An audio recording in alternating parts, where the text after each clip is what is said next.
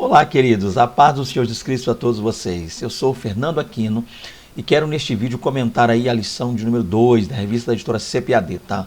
E o título dessa lição vai ser aí Quem era Jó? Estaremos abordando aí um pouco a respeito da vida de Jó, né, de maneira mais direta. Lembrando, é claro, que esse vídeo faz parte de uma série que estamos aí dando início, que é relacionada ao quarto trimestre de 2020, né, a pedido de alguns inscritos do canal, a gente acabou aí trabalhando também para esse trimestre com a editora CPAD.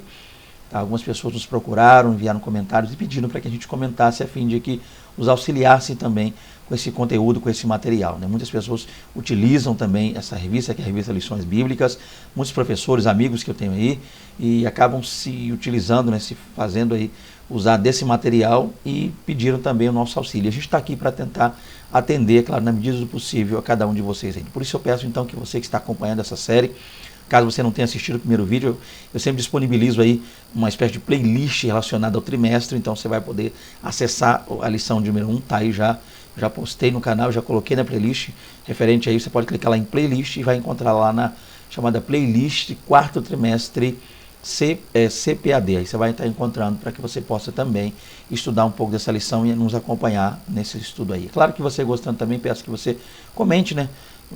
Escreva algo no comentário e dá um feedback aí, você gostando também. Eu não costumo, tá? Não é costume meu pedir que alguém se inscreva no canal ou que alguém curta, compartilhe, coisa do tipo. Isso aí é uma coisa que cabe a quem está assistindo. Então, se você gostar, de repente, e quiser dessa força aí, sinta-se à vontade. Eu não vou estar aqui exigindo nem obrigando ninguém a fazê-lo. Então, vamos começar aqui a trabalhar um pouco sobre aí essa lição, entender um pouco desse comentário. Vamos lá. Então, como eu já disse aí, quem era Jó? Aí vai ser o tema do nosso estudo aí. Vamos lá, nosso texto áureo está em Jó 1:1 e diz: havia um homem na terra de Uz, cujo nome era Jó, e este era homem sincero, reto e temente a Deus, e desviava-se do mal. Olha aí. Temos também a nossa verdade prática que nos diz: quem zela por um caráter irrepreensível obtém testemunho acerca de sua integridade. Mensagem abençoada para nos fazer entender o que nós vamos estar estudando aqui hoje. A leitura bíblica em classe, queridos, está lá em Jó 1, nos versos 1, Jó 1, né, dos versos 1 ao 5. E vamos ter para a nossa introdução. Eu só queria dizer uma coisinha antes de ler a introdução aqui com vocês, é o fato de que esta é uma lição, gente, que ela tem um caráter, ela tem um cunho muito reflexivo. Então, eu acredito que é importante a gente não só utilizar isso aqui de forma didática, no que tange ensinamento teológico e bíblico, mas também numa questão devocional. Tá? Eu acredito que é muito difícil para um homem, principalmente um obreiro, né, um servo do Senhor, ali um abençoado de Deus, lecionar uma aula como essa, ou ser aluno ali, participar, assistir uma aula como essa, e não refletir sobre a sua vida ministerial, tá?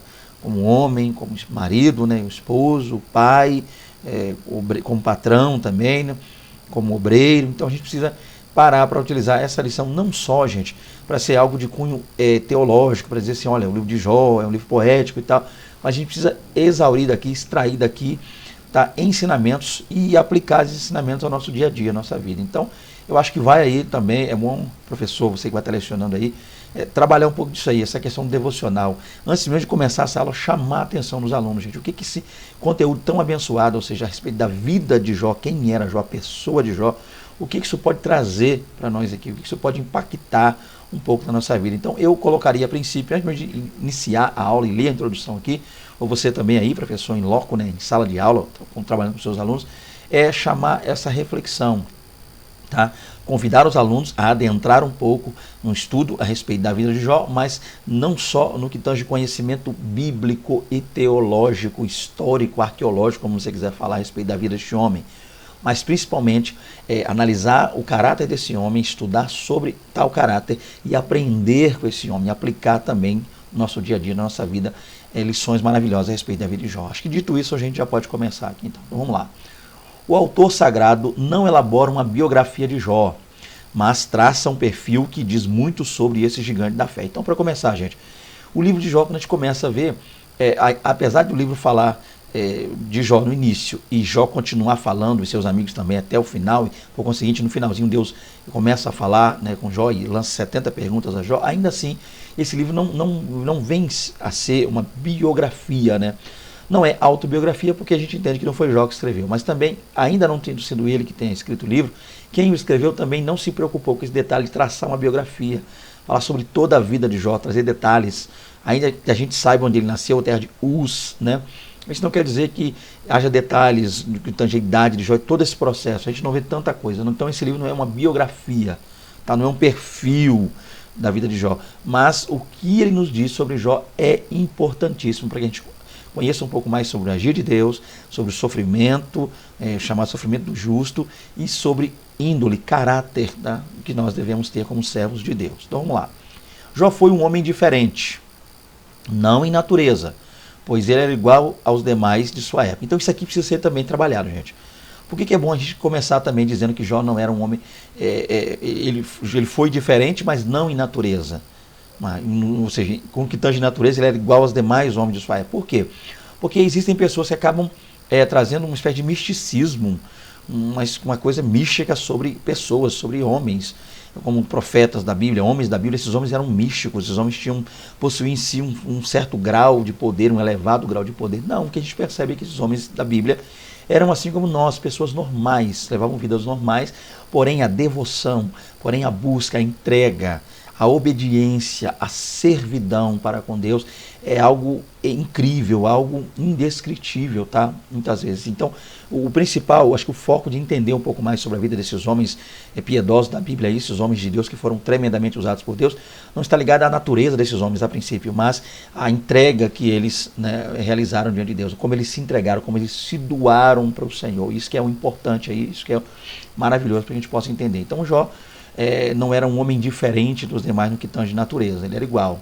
Tá? O que diferia nele, Jó, é que ele está aqui, todavia foi sem dúvida de instinto na espiritualidade. Então, a espiritualidade desse homem a gente pode ver que é de instinto, é algo incrível, é algo que a gente não, é quase que único, eu diria. A gente não consegue ver, não que ninguém seja como Jó, não estou dizendo isso, não estou afirmando que não haja santos no mundo, pessoas irrepreensíveis, retas como Jó, não.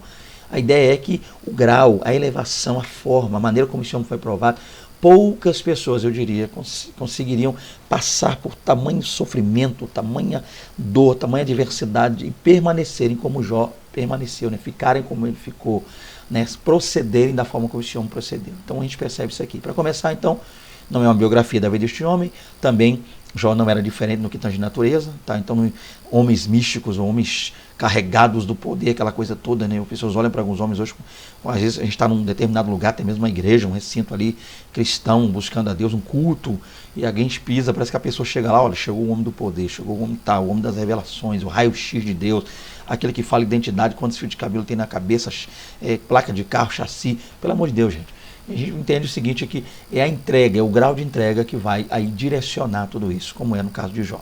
Ele foi um homem que não apenas possuía bens materiais e uma família sólida, mas mantinha profunda comunhão com Deus. Então, ele não só tinha essas bênçãos, essas dádivas de Deus, mas ele também mantinha comunhão. Isso aqui é importante para nós. Assim, nessa lição, destacaremos alguns traços da vida e espiritualidade de Jó. Então, vamos começar agora, a partir de então.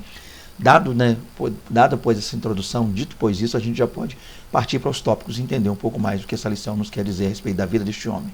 Vamos lá. Um homem de caráter irretocável. Primeiro tópico aí. Aí vai dizer que é íntegro, né? A palavra íntegro aí, em algumas traduções, vai trazer a palavra sincero, né? A gente percebe aí. A gente sabe que essa expressão sincero vem do latim, sincero ou sincera, dando a ideia aí de que é algo irrepreensível, né? Então vamos começar a entender isso aqui. Vamos lá. A palavra íntegro, que traduz o hebraico tam, a palavra então aí é tam. Há quem pronuncie tam, como se fosse aquele avião, né? Aquela empresa de avião tam, mas a pronúncia aí é tam, tá? Do hebraico tam, mas tá ok aqui. Então vamos lá. Então a palavra tam, do hebraico, possui o sentido de inocente, sem culpa. Olha que coisa interessante. Então, quando a gente passa a olhar o texto hebraico, a gente vai perceber, vai ver essa palavra lá, tam, falando a respeito de Jó, da integridade deste homem, da sinceridade dele, da ideia de que Jó seria alguém inocente, né, alguém sem culpa. É claro que essa expressão inocente, sem culpa, não isenta Jó da natureza pecaminosa. Todos nós, ainda que tenhamos um procedimento abençoadíssimo. Isso não quer dizer que a nossa natureza não seja uma natureza pecaminosa. Então nós nascemos sim, herdamos ao nascer essa chamada natureza pecaminosa, né? Basta lermos lá Romanos 5:12, a gente vai perceber o porquê e entender um pouco mais sobre isso. Mas a ideia é que pelo menos o que tange o comportamento, a maneira de viver, né, de Jó, está ligado a isso aí. Ele era um homem íntegro, tá? Um homem que por dentro... Então essa palavra de íntegro fala de integridade, algo interno, por dentro, alguém que demonstrava consigo, alguém que diante de Deus ali, ok? E sozinho, tá? Longe das pessoas, era um homem íntegro, sem culpa. E essa palavra no grego aí, né? A palavra tam, do hebraico, nós temos aí a palavra também no grego, lembrando que o grego aqui, a ideia é que quando a gente fala grego, seria um Antigo Testamento já traduzido para o grego, é chamada Septuaginta, ok? Tá? Então a palavra lá vai ser a palavra aletnos. Essa palavra aletnos, que está aqui em vermelho, eu coloquei, remete ao que é verdadeiro. Então, Jó era um homem, como se diz aqui, inocente, sem culpa e verdadeiro, íntegro, sincero, daí essa expressão sincero. Assim, podemos afirmar que Jó era sincero nas intenções, afeições e diligente nos esforços para cumprir seus deveres para com Deus e os homens. Então, a princípio, a primeira palavra que a gente vê aí é que Jó era íntegro, sincero. Isso fala de Jó por dentro, sua retidão, quem ele era, tá? Um homem íntegro e sincero, um homem verdadeiro, um homem que expressava a verdade no falar, no portar, tá? Diante das pessoas. Isso é que é importante, a gente passa a ver um pouquinho. E aí então as expressões hebraicas para dizer isso. Segundo, nós temos aqui que Jó também, além de ser íntegro, ele era reto. Né? Ele também era um homem reto, que no hebraico é a palavra yashar. A palavra yashar, aqui no hebraico, yashar, tá? Esta palavra tem o sentido de alguém justo, direito. E na Septuaginta, lembrando o mesmo sistema, Antigo Testamento traduzido do grego para do hebraico para o grego, né? Chamada Septuaginta. Então a gente vê aqui no grego a tradução do Antigo Testamento. Então na Septuaginta, de acordo com o grego, nós temos a palavra amemptos. A palavra amemptos, né, quer dizer o quê? Possui o sentido de irrepreensível. Portanto, o homem de Uz era justo, reto, direito e se comportava de maneira irrepreensível. Então, duas coisas que é interessante aqui. O que a gente pode fazer aqui, professor, para trabalhar isso aí, você que vai aplicar isso na sua EBD com seus alunos, é mostrar que essas duas palavras traduzem Jó quem era Jó por dentro e por fora. Olha que coisa interessante. Íntegro e reto. Então, diante de Deus, longe das demais pessoas, Jó estava lá do mesmo jeito. Fiel, servindo ao Senhor, uma pessoa íntegra, uma pessoa... E também perto das pessoas, né? Assim, próximo às pessoas. Jó também era alguém reto, dava testemunho. Então, o comportamento dele era sempre o mesmo. Jó era a mesma pessoa diante ou longe das pessoas. Isso aqui é importantíssimo. Uma das coisas que a gente mais ouve hoje, no que tange reclamação por parte de algumas pessoas com relação a comportamento, inclusive até mesmo de cristãos, né, que se dizem servos do Senhor, né, crentes, por assim dizer, como alguns falam, é o fato de que muitas pessoas são de um jeito na igreja, né, junto aos demais irmãos, e são de outro jeito em casa. Ou vice-versa, de outro jeito no trabalho, ou na faculdade, na escola. Então, que as pessoas às vezes só demonstram espiritualidade, ou sinceridade, ou retidão, diante lá de seu sacerdote, por assim dizer, da igreja, do pastor, os irmãos, os demais irmãos em Cristo, né, ou diante de algum trabalho, ou como eu estou aqui diante de uma câmera filmando para fazer um trabalho ligado à questão bíblica, mas que as pessoas acabam não dando esse testemunho todo em casa, tá? Ou em alguns outros lugares. Mas Jó não, ele era a mesma pessoa, longe ou próximo às pessoas. Então a questão de Jó então, não era voltada somente a quem estava perto dele, mas principalmente a Deus. Isso que é importante. E nós temos aqui, como eu já disse, palavras. Você pode estar citando, caso você queira a pronúncia, a primeira palavra do hebraico, tam, e a segunda palavra do grego, aletnos. A palavra aletnos, do grego. Tá? E tem a segunda palavra, yashar, yashar, do hebraico, e a segunda palavra aqui, da Septuaginta, amemptos. Amemptos, tá? Seria a pronúncia. Então, esse slide aqui seria, a princípio, para te auxiliar, professor, no que tange lá, esse primeiro subtópico e o segundo subtópico, de íntegro e reto, para mostrar quem Jó era diante ou longe, afastado das pessoas. Jó era a mesma pessoa. Isso é que é importante, tá? O mesmo comportamento, a mesma retidão, a mesma sinceridade, Jó era a mesma pessoa, diante ou afastado. Então, está aqui já um bom exemplo para nós, tá? Que a gente seja a mesma pessoa na igreja ou em casa. E quando eu digo a mesma, é claro, uma pessoa boa, uma pessoa abençoada, uma pessoa cheia de Deus, tá? Que nossa família às vezes às vezes nos veja de um jeito em casa, de outro na igreja, e a ponto de se entristecer, né? Como aquela velha história das pessoas, aquela velha história do menino que queria se mudar para a igreja porque o pai era uma bênção na igreja e não era em casa. Então isso aqui não cabia, não acontecia na vida de Jó. Jó era a mesma pessoa. Continuando aqui, vamos lá, estou tentando ser breve aqui no vídeo. Então, terceiro subtópico aí. Temente a Deus e desviava-se do mal. Outra coisa que a gente percebe também lá no verso 1. Outra característica de Jó. Jó temia a Deus e se desviava do mal. Como é que é isso? Jó é descrito como alguém temente a Deus, que desviava-se do mal. Essas palavras, de acordo com os termos relativos ao hebraico, então nós vamos ver aqui a primeira palavra, Yar, tá? Yar. E a segunda palavra aqui seria a palavra Sur. Yar e Sur. O que acontece aqui? Tá? Então vamos lá. Como elas se traduzem aqui? Traduzem a ideia de alguém que prestava reverência a Deus e evitava o mal. Olha que coisa interessante.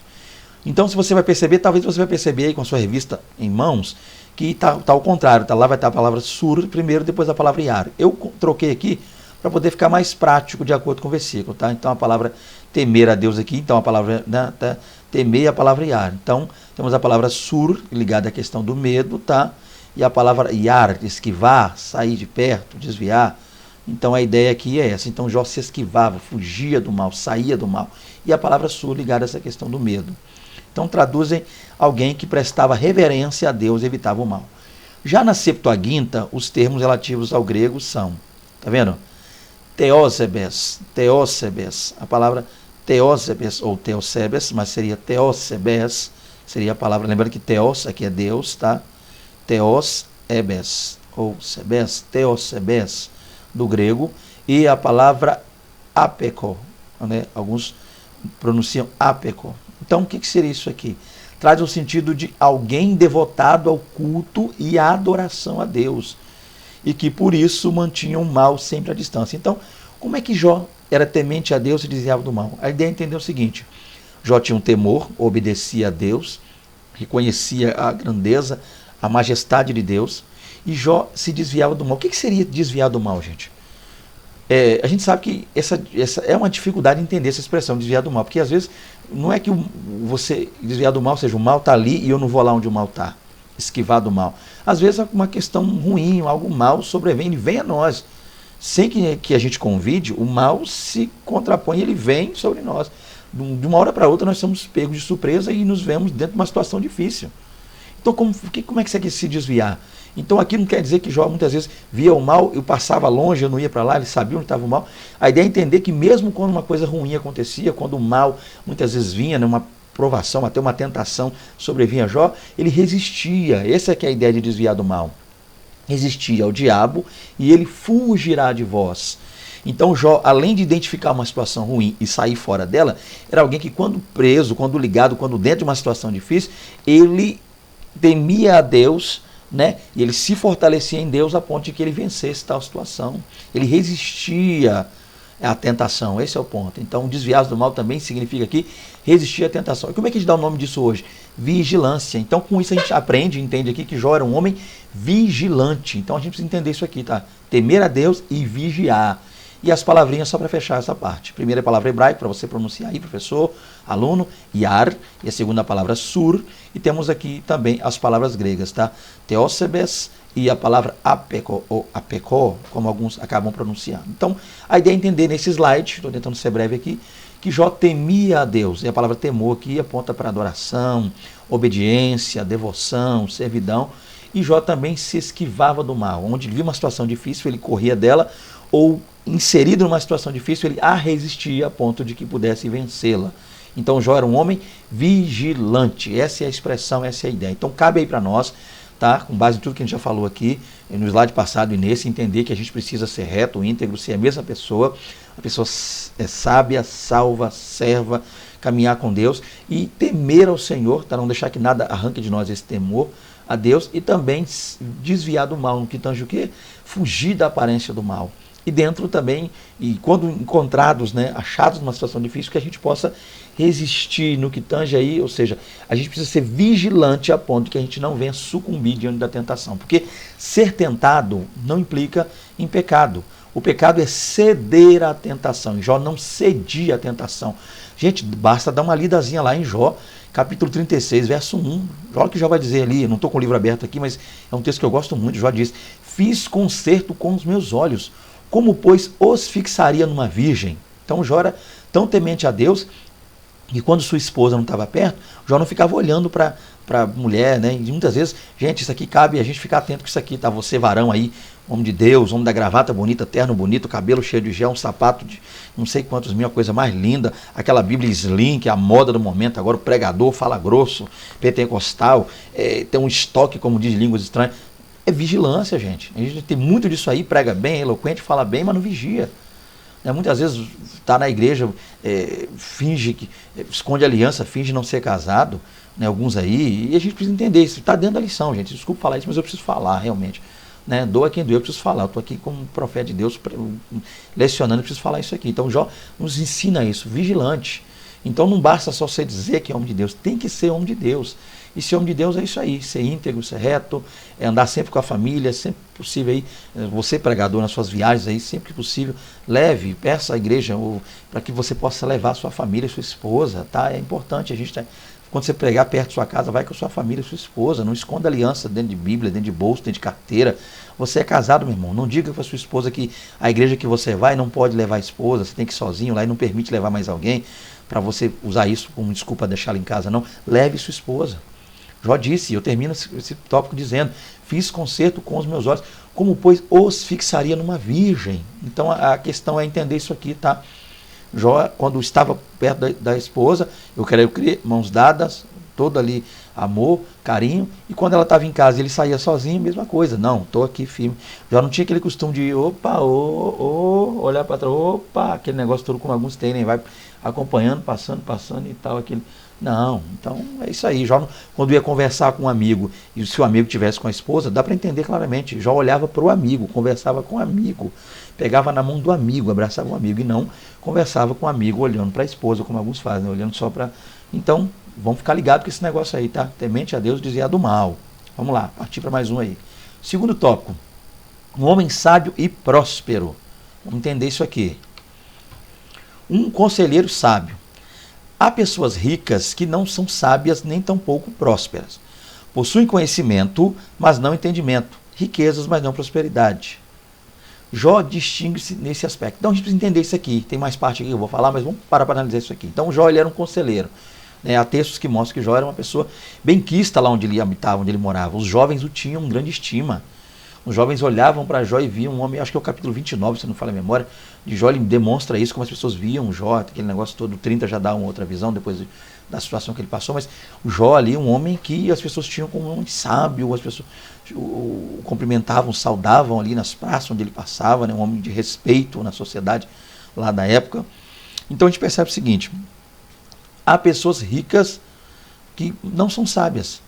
Ou seja, conseguiram, uns nasceram em berço de ouro, outros não, conseguiram ali, a seu modo, sua herança, sua riqueza, conseguiram se dar bem financeiramente falando, mas isso não implica que essas pessoas sejam sábias só porque são ricas, só porque têm dinheiro. Tá? Isso não quer dizer, a posse do dinheiro não está atrelada à chamada sabedoria. Então, há pessoas que são ricas financeiramente, estão bem financeiramente, mas isso não quer dizer que sejam sábias, e nem quer dizer que sejam prósperas. Porque a gente tem um péssimo defeito de achar que prosperidade só está ligada a bem material. Não estou aqui com isso criando a chamada doutrina da pobreza, doutrina da miséria, tá? Não estou dizendo que o crente só é crente verdadeiro se não tiver nada no bolso, se não tiver nenhum sapato bom para colocar no pé, uma comida para comer. Não, esse é crente. E quem está andando de carro, quem está... Não seja. Por favor, não estou dizendo isso. Tá? Não estou aqui criando a teologia da prosperidade nem a teologia da miséria, a teologia da pobreza. O problema são os extremos. Né? A gente tem que andar no meio disso aí. Ou nem puxar para um lado demais da riqueza, nem puxar para um lado demais da pobreza também. A gente tem que andar no meio, no centro ali. Tá? O problema são os extremos, que é o problema. Então a ideia é entender o seguinte: a gente precisa entender que a prosperidade nem sempre está ligada à questão financeira, gente. Então essas pessoas, como está citado na lição, elas possuem conhecimento, até um certo grau, estudam, correm atrás e conseguem ali um emprego, um cargo, com isso vai aumentando de salário e vai me levando uma vida mais arregalada no que tange a questão financeira, amém? Mas o fato de ter conhecimento não quer dizer que tem entendimento. Tá uma diferença de conhecer. Conhecer quando eu não sabia algo, estudo sobre aquilo, passo a analisar aquilo, agora eu tenho conhecimento daquilo.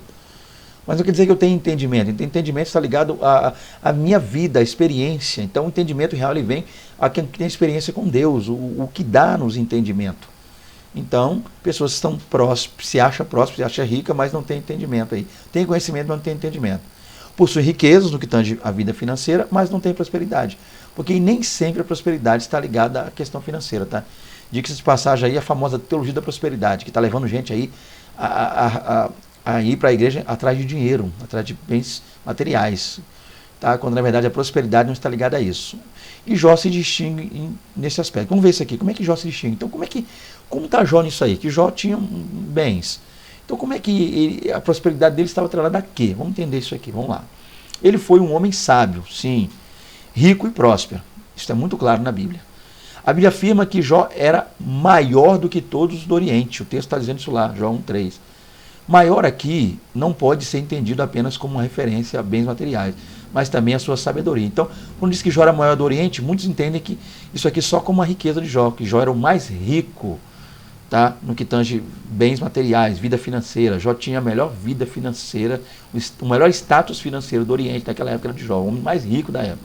Mas a palavra maior aqui também não pode ser entendida só como vida financeira não, questão financeira não. Ela também pode ser aplicada no que diz respeito à sabedoria. Era um homem que havia atingido um enorme grau de sabedoria diante de Deus. E como é que o que a gente pode atribuir essa sabedoria de Jó? Vamos estudar mais, vamos entender um pouquinho sobre isso, tá, gente? Vamos lá. Dando continuidade aqui. Mais um slide. Um homem próspero, né? Vamos ver isso aqui. Um homem próspero.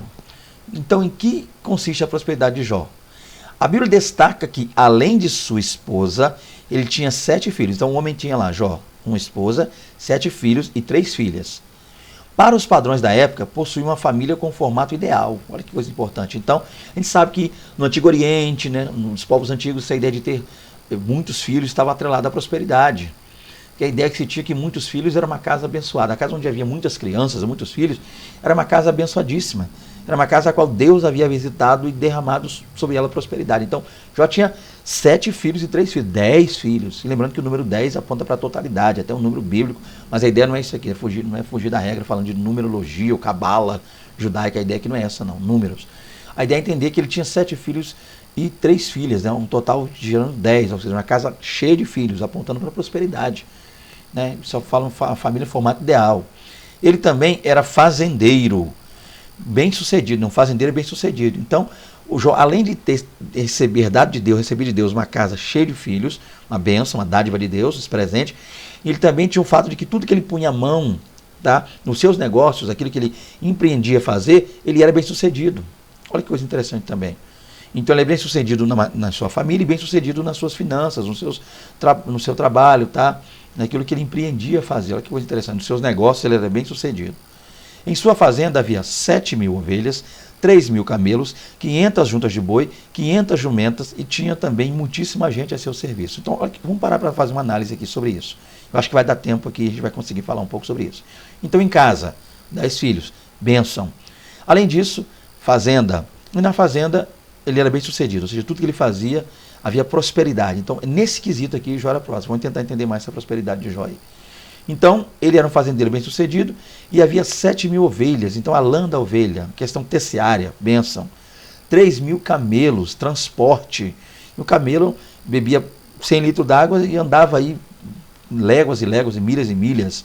Então, transporte, camelos. 500 juntas de boi, arar terra. Então, os tratores de Jó ali eram... Então, a gente vê aqui as ovelhas, a questão terciária, roupa, né, tecelagem. 3.000 camelos, transporte. Então, Jó tinha uma transportadora, por assim dizer, também, os camelos.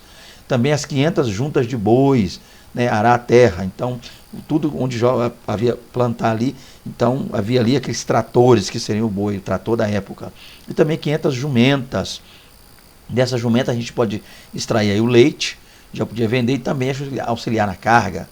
E tinha muitíssima, a Bíblia vai dizer muitíssima. Se a Bíblia fala muitíssima, é muita gente mesmo a seu serviço, muitos empregados. Então a gente percebe que Jó era um homem próspero. A gente entender agora, até aqui a gente vai pensar que a prosperidade de Jó estava atrelada somente aos bens materiais, ao que ele tinha. Mas vamos, é claro, lá na frente entender melhor Aonde estava essa prosperidade de Jó? Vamos entender isso agora, tá? Vamos lá.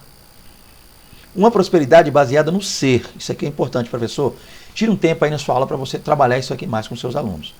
Jó, portanto, possuía um grande patrimônio e uma bela família. Então, a base familiar e patrimonial de Jó eram bênçãos. Mas, de onde originava toda essa prosperidade? De onde veio tudo isso?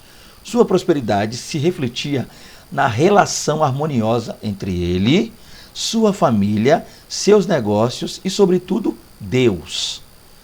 Então, não era uma prosperidade estabelecida somente no ter, mas principalmente no ser. Isso aqui é importante. Eu não travei muito no slide passado, porque acho que aqui, professor, aqui você aí, aluno, também pode estar trabalhando para auxiliar. É claro que o debate em sala de aula de EBD deve ser um debate maduro, abençoado, a fim de que haja entendimento. O problema é que quando aqui se torna um EBD chato, aquela coisa onde a pessoa começa, professor fala de um lado, aluno debatendo do outro, fica aquela confusão, e quem está ali tentando assistir a aula acaba perdendo até o domingo, até o dia, até amanhã, tentando aprender e não consegue. Ele leva uma aula inteira, duas pessoas discutindo e debatendo. Não é a ideia aqui, a ideia é somar conhecimento e auxiliar a aula. Então, nesse ponto aqui, vamos trabalhar isso aqui um pouquinho para começar. Então, a prosperidade de Jó, em que se baseava isso?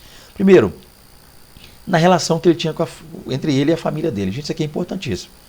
Jó, uma esposa, ou seja, então, naquele tempo onde muitos homens, os sheiks, tinham muitas mulheres, Jó só tinha uma. Olha que coisa tremenda aí, só a esposa. A mulher da mocidade de Jó, a mesma. Então Jó não estava preocupado, mesmo sendo rico e tendo condições, e leis da época lá, eu até diria, baseadas naquele período, leis daquelas regiões ali, dando respaldo para ele se casar com outras mulheres, ele não o fez. Tinha sua esposa, somente a sua mulher. O texto fala da mulher de Jó, não sei o nome dela, mas ela era a singular, artigo definido, a mulher de Jó. Então, olha que coisa interessante. Então, o casamento dele, tá? Casamento monogâmico. Isso é bênção. E, além disso, seus filhos, o relacionamento dele com os filhos, 10 filhos. Gente, a gente percebe hoje que, infelizmente, a gente tem que falar isso. Muitas vezes, quanto mais filhos se tem, às vezes, mais problema. Não sei porquê, muitas vezes acabam trabalhando essa ideia. Por quê? Porque a gente vai, às vezes, vai perceber que uma pessoa que hoje tem muitos filhos, a ideia que teria o quê? É que quando essa pessoa envelhecer, esses filhos, esses tais filhos, possam ajudar, auxiliar, trabalhar, estar com esses pais. Quando, na verdade, a gente não vê muito isso, não. A pessoa tem muitos filhos, a idade chega e ela não pode contar, às vezes, com nenhum deles. Né? Há casos que, às vezes, a pessoa tem 10 filhos, como Jó, até 20, e só pode contar com um, e às vezes nem com esse um pode contar sempre. A pessoa fica idoso, tem que ir no banco sozinho, fazer conta sozinho, pedir auxílio a pessoa estranha sozinho, não tem quem segure a mão para atravessar uma rua, não tem quem sirva uma alimentação, não tem quem ajude a arrumar uma casa, não tem quem durma no hospital com esse pai, com essa mãe, com esse idoso. Olha que problema isso aí. Mas Jó, além de estar bem com a sua esposa, ele estava bem com seus filhos. 10 filhos, e manter 10 filhos juntos, unidos. Você quer ver um exemplo aqui? E eu acho que não compete muito entrar na lição, mas eu só vou falar e aí você em loco trabalhe, caso queira. Quando esse pai que tem 10 filhos, essa mãe que tem 10 filhos, morre, e tem uma herança, tem uma casinha para deixar, um lote, um terrenozinho. Gente, esse tal desses 10 filhos arruma uma briga. Muitas vezes eu já participei de velórios e até enterro, nas quais os filhos caem na porrada, se degladiam, se arrebentam. Durante o velório, estão conversando quem vai ficar com a casa, quem vai ficar com o carro, quem vai ficar com a moto, quem vai ficar com a conta no banco, quem vai ficar com não sei o quê, quem vai ficar com a roupa, quem vai ficar com as panelas. E, infelizmente, esse é um problema que Jó não tinha. Glória a Deus por isso. Essa dificuldade, quem ficaria com aquilo, aquilo outro. Então, a harmonia, aí está a prosperidade. Então, muitos têm uma boa casa, um bom carro, tem dinheiro na conta aí mesmo, estão passando pela pandemia como se tivesse acontecendo nada, estão conseguindo comprar até arroz, muito arroz, óleo de cozinha, então não estão sofrendo aí os baques, os problemas da pandemia, mas ainda assim, tem uma família toda desunida, toda desgarrada, é filho que não conversa com filho, é irmão que não conversa com irmão, toda essa bagunça. Coisa essa que Jó não tinha. Então isso, gente, é a prosperidade de Jó.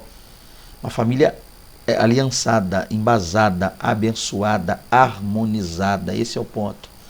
E nos negócios também. Então, é claro, gente, quem está bem em casa está bem nos negócios. Um pai que tem 10 filhos, que tem uma quantidade de posses como Jó tinha, e esses filhos estão bem, ele está feliz porque ele cuida daquilo sabendo para quem deixar no futuro. Ele pode morrer tranquilo, sabendo que os filhos vão dar continuidade. Eu quero crer, ainda que o texto não diga, que os filhos de Jó o auxiliavam, ajudavam. Se eles já faziam festa, se cada um já tinha casa, os filhos homens já tinham cada um a sua própria casa, eu quero crer que eles auxiliavam o pai, até trabalhavam com o pai, cuidavam da questão financeira de Jó. Então, o homem era tranquilo, então ele era próspero. Aí consistia a prosperidade de Jó. E a gente precisa entender um pouco isso aqui, tá, gente? Então, a prosperidade de Jó não estava ligada no que ele tinha, mas no que ele era. Ele era um abençoado, reto, íntegro, temente a Deus, desviava do mal, tinha uma só esposa, 10 filhos abençoados, cuidava desses filhos. Isso aqui é que é o importante. Se a gente puder entender isso aqui e trabalhar melhor, eu peço que você trabalhe isso melhor. Você está vendo que eu estou falando correndo aqui, porque eu estou gravando, tentando ser breve no vídeo, mas você vai ter tempo para explanar e explicar isso melhor aí.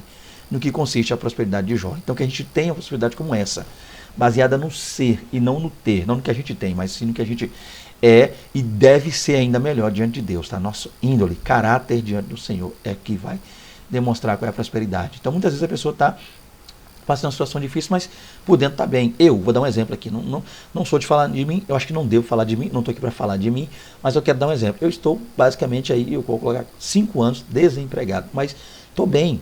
Casamento vai mil maravilha, relacionamento com meu filho ótimo e estou vivendo bem. Deus tem cuidado de, tá? Então não estou desesperado ainda, não estou pensando em pular de uma ponte por causa disso, ou me endividar, ou procurar um agiota. Não, eu estou vivendo bem, tranquilamente bem, comendo, ainda que 5 anos desempregado, Deus tem cuidado da minha casa. E eu considero isso uma prosperidade, tá?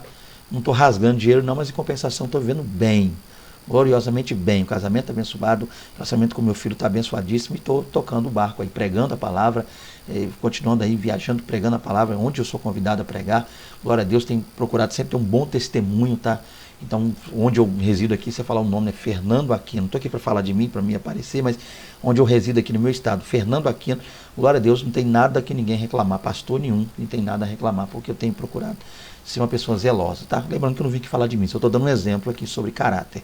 Deixa eu continuar aqui então. Então vamos lá, terceiro tópico. Um homem de profunda piedade pessoal. Vamos entender isso aqui. Um homem dedicado à família. O primeiro capítulo de Jó diz: iam seus filhos e faziam banquetes em casa de cada um no seu dia. Ou seja, no aniversário de cada um acontecia um banquete. Para seu dia ali aponta para o aniversário. E enviavam e convidavam as suas 3 irmãs a comerem e beberem com eles. Então, pintava o aniversário de um, todos os demais iam para casa desse um.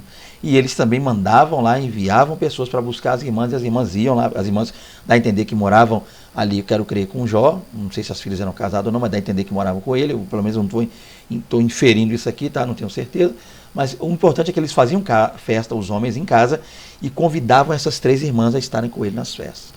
O ambiente descrito aqui é uma família em harmonia.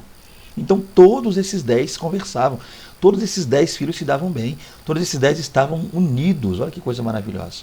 Então, de onde que vem essa união de filhos, gente? É na criação dos pais. Quando o pai ele quer criar o filho com preferência, ele dá, ainda que diga que não, todo pai, toda mãe, os pais sempre dirão que não tem preferência. Não conheço um pai ou mãe que abra os lábios para dizer eu tenho preferência. Mas o problema é que o filho não analisa pelo que o pai e a mãe dizem, analisa pelo que vê, pelo que acontece. Muitos pais dizem não ter preferência, mas demonstram com suas atitudes, seus atos, terem preferência. E o primeiro passo para a gente ver uma família desunida, filhos brigando entre si, não se falando, é a preferência. É o pai e a mãe ter preferência por um. Comprar um negócio, tem 10 filhos, compra para um, e não compra para os outros 9. Aí complicou. Estou pegando 10 filhos, estou pegando o exemplo de Jó aqui, tá? 10 filhos porque eu estou pegando o exemplo de Jó. Jó com 10 filhos, só comprasse presente para um desses filhos. Ou só desse carinho, atenção e falar só com um desses filhos. Os 9 ia partir para cima, isso é uma confusão danada. Então, dá-se a entender por que a família de Jó era uma família harmoniosa. Porque Jó tratava todos os 10 filhos da mesma maneira. Aqui está o segredo. Então não adianta você, pai, que está me ouvindo aí, eu não tenho preferência, eu amo a todos. Então muitas vezes está acontecendo um problema desse na sua casa, você não está vendo. Pode ser a maneira como você está tratando com os filhos. Então, se tiver de corrigir, corrige todo mundo uma vez. Se tiver de amar, ame todos. Se tiver de presentear, presentei todos. Mas não dá para presentear todos, então não presentei um só. Se não dá para fazer para todos, não faça só para um. Você vai arrumar um problema seríssimo, preferência, coisa que Jó não tinha, porque Jó era sábio. Então que sejamos sábios, tá? Ele tinha uma família harmoniosa. E o interessante aqui, deixa eu voltar para o texto, para não fugir aqui do slide, perdão, na ideia, eu estava passando uma questão aqui, vamos voltando para a ideia aqui. Então o que é um ambiente descrito aqui? Uma família harmoniosa, família harmonia, que de forma feliz festejava a vida. Então os filhos de Jó se reuniam, festa de um, os 10 juntos. Alegria de um, os 10 comemorando a alegria de um. Esse aqui é o segredo de terem filhos abençoados, tá? Um por todos e todos por um, esse é o processo.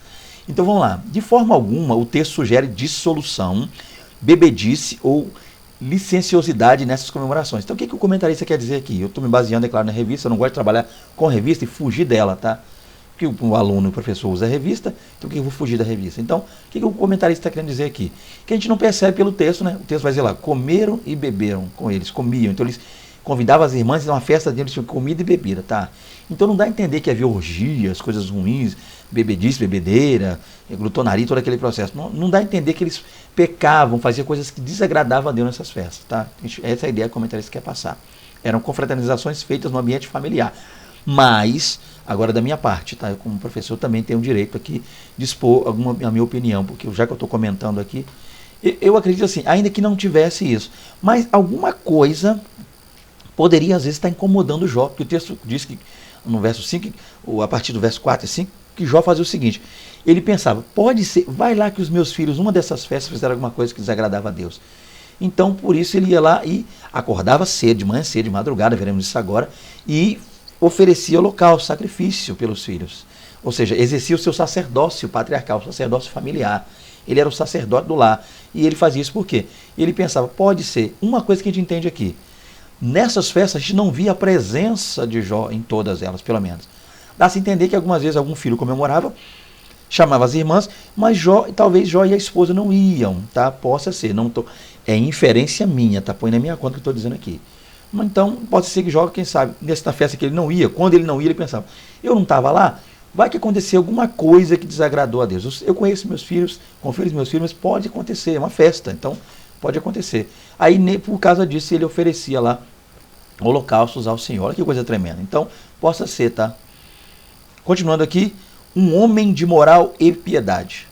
Jó foi um homem que possuía uma forte moralidade e uma sólida espiritualidade. Jó 1,5. Essa piedade está presente não apenas nos primeiros capítulos, mas em todo o livro. Então, Jó 1,5, que é o texto que eu citei aqui, que ele ia lá e acordava de madrugada, oferecia sacrifício, preocupado com o comportamento dos filhos, nos mostra que ele era um homem de moral. Ele tinha essa preocupação dos filhos não prevaricarem, não errarem, não pecarem, não, ou seja, cometer algum tipo de problema que pudesse escandalizar, né? Seria essa palavra que eu estou procurando aqui. Então, ele tinha essa preocupação de não causar escândalo. Então, era um homem de moral. Ele era um homem piedoso. Em que sentido? A piedade dele estava ligada ao fato dele estar buscando a Deus, intercedendo pelos filhos. Ele não só fazia de boca, ele ia para o holocausto, para o sacrifício. Ele acordava cedo. Ele se punha a acordar cedo para oferecer sacrifício. Então ele era um homem piedoso. E essa piedade não pode ser vista só no verso 5 não, tá? Do capítulo 1, mas ao longo de toda a Bíblia. Ele tinha cuidado para falar quando o assunto era Deus, ele tinha cuidado para viver. Exemplo que eu citei lá, Jó 36:1, lê de novo, gente, isso é muito forte esse texto. Fiz concerto com os meus olhos, como pois eu fixaria numa virgem. Olha que tremendo, um homem desse. Um homem amava a mulher a ponto de não olhar para outra, não desejar, não pensar, não cobiçar, não chavecar a mulher de ninguém, tá? Cuidado aí, fica ligado no mistério. Continuando aqui então, vamos lá. O terceiro tópico aqui. Um homem de vida consagrada. Como sacerdote do seu lar, Jó cumpria o ritual do culto em favor de sua família. O levantar cedo ou de madrugada, como expressão idiomática do hebraico bíblico, é uma forma de enfatizar a piedade de Jó. Então, a gente vê lá, como eu disse, capítulo 1, verso 5, né, dizendo que Jó acordava cedo, preocupado com o que os filhos haviam feito ou não. Então, ele ia oferecer ainda de madrugada, pela madrugada, tá? Ele se punha de sacrifício, ou seja, no sentido de levantar cedo. Tá, acordar cedo, como iniciar cedo, essa busca logo pela madrugada. A primeira coisa a se fazer pela manhã era buscar Deus. E aí a gente vê as palavrinhas que está lá no texto hebraico, tá? Nós temos aqui a palavra, tá vendo? Ó, verishkim, ou seja, melhor dizendo, verishkim, seria a expressão, está aqui o hebraico, verishkim baboker, Então seria aqui, ó, Verishkim, ele se levantava, e Baboker, pela madrugada, tá? Então esse é o ponto interessante que a gente precisa entender aqui, está lá dentro do texto hebraico. Então, Verishkim quer dizer que ele se levantava, se punha de pé. E quando é que isso acontecia? Baboker, ou seja, pela manhã, pela madrugada, logo bem cedo, demonstrando aí a vida consagrada deste homem. Essa devoção é demonstrada pela consagração vivida por ele. O texto diz que ele se santificava. O vocábulo português santificava traduz o termo hebraico kadash, onde a gente tem aí, né, kadosh, kadesh, Kadish, aqui seria Kadash, ele se santificava, que possuía o sentido de ser separado ou consagrado. Então o Jó era um homem separado, consagrado a Deus, ele santificava, ele buscava a presença do Altíssimo. Então vamos fechando aqui, gente, tá? Não sei quanto tempo deu de aula aí, que eu não estou computando aqui aula, também não edito minhas aulas. Vamos lá, conclusão. Destacamos 3 aspectos importantes acerca da vida de Jó. Quais seriam os aspectos? O caráter dele, a prosperidade dele e a piedade dele. Foi o que nós vimos nessa lição aí.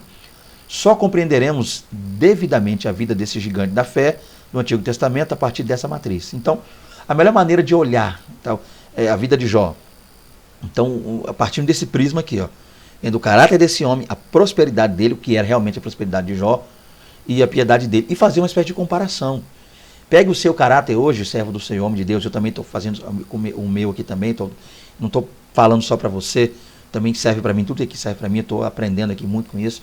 Então que a gente pegue o nosso caráter e a gente analise o de Jó, faça uma comparação. Eu tenho sido realmente um homem, tenho tido um caráter realmente ilibado, e prosperidade. Vamos analisar a minha prosperidade de Jó. Você vai dizer, não, peraí. Aí complicou, porque o homem tinha tudo. E eu, de repente, estou passando uma magrela, uma pendura, não sei. Você não falou aí. Você acabou de falar que está desempregado assim, como é que você vai analisar a prosperidade? Não estou dizendo financeiramente falando, gente. Prosperidade, como é que você está em casa aí? Sua esposa, meu amado homem de Deus. Como é que você, varô, está aí com seu esposo? Como é que você está com seus filhos? Como é que está sendo o relacionamento de vocês em casa? Família. Uma família próxima, uma família que tudo que vem à mão agradece a Deus. Quando recebe uma cesta básica, chega na sua casa, glorifica e exalta e adora a Deus, porque é dádiva, é presente, ou sai abrindo e falando que esse macarrão não vale nada, esse arroz é ruim, isso aqui, por que deu, por que não jogou fora, isso aqui é para dar para porco, como eu já vi pessoas falar.